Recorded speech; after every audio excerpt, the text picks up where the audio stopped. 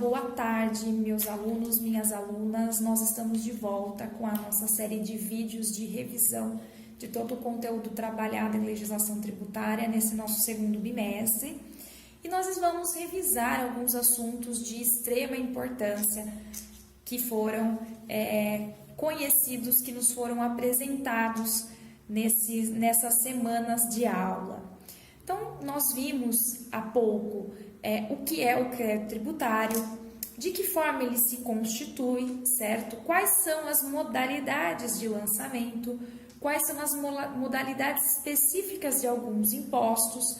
Vimos o prazo que o fisco tem para realizar esse lançamento e finalizamos vindo o que é a prescrição e o que é a decadência do crédito tributário.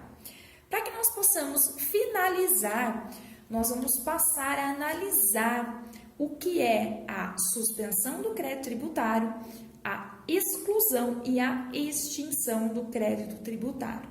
Então, os nossos próximos vídeos, eles abordarão essas três temáticas e espero que vocês continuem se dedicando, revisitando todos esses assuntos, todo esse conteúdo que nós tivemos aí o prazer de trabalhar em sala de aula. Então, para começar, nós vamos falar sobre a suspensão do crédito tributário.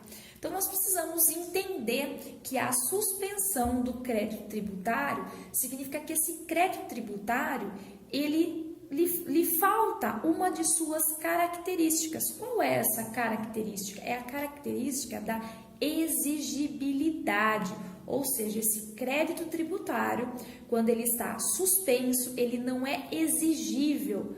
Vamos simplificar. Mas, Thaís, o que significa exatamente ele não ser exigível? Significa que o fisco, ele não pode ter nenhuma ação contra aquele contribuinte ou aquele responsável pelo crédito tributário. Então, ele não pode tomar medidas de execução desse crédito tributário. Exemplo, ele não pode protestar, ele não pode penhorar, ele não pode ter ações executivas em face do suposto devedor desse crédito tributário. Isso por quê? Isso porque nós temos algumas hipóteses que estão previstas na legislação do nosso Código Tributário Nacional, que prevê que em qualquer delas esse crédito perde, portanto, a sua exigibilidade, ele fica suspenso, certo? E durante essa suspensão, portanto, nós não poderemos ter nenhuma dessas medidas que eu mencionei há pouco, certo? Então, vamos relembrar um pouquinho quais são essas hipóteses legais, certo? Então, a primeira delas é o que nós chamamos de moratória. A moratória, ela suspende a exigibilidade do crédito tributário. E o que é interessante é que nós possamos aí compreender o instituto da moratória. A moratória, pessoal, ela pode ser individual, ou seja, relacionada apenas àquele contribuinte ou responsável tributário, certo? Ou pode ser coletiva, para uma determinada categoria de contribuintes em relação a um determinado tributo, certo? E a moratória, ela significa, em outros termos, quando nós falamos mora, nós estamos falando de atraso, de demora, certo? No caso, a moratória, ela nada mais é do que uma extensão do prazo de pagamento. Então, o fisco, ele tem aí, através da moratória, ele faz a dilação do prazo para que o contribuinte ou o responsável tributário, ele efetue o pagamento daquele crédito tributário. Isso é o instituto da moratória, que é uma das hipóteses legais de suspensão do crédito tributário. Aí nós temos uma segunda hipótese, que é o depósito do montante integral, do valor integral do crédito tributário.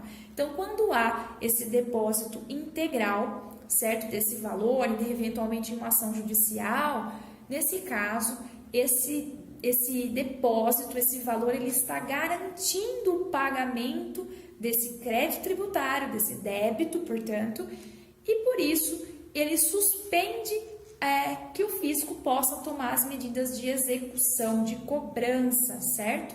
Aí nós temos uma terceira hipótese, que são as reclamações e recursos. Então, eventualmente, em processos administrativos, quando o contribuinte ou seu responsável tributário, eles estão impugnando de alguma forma aquele débito, dizendo que não é devido, ou que se deve menos, ou que não é responsável por aquele débito, certo? Então, a reclamação e o recurso, eles também suspendem a exigibilidade do crédito tributário.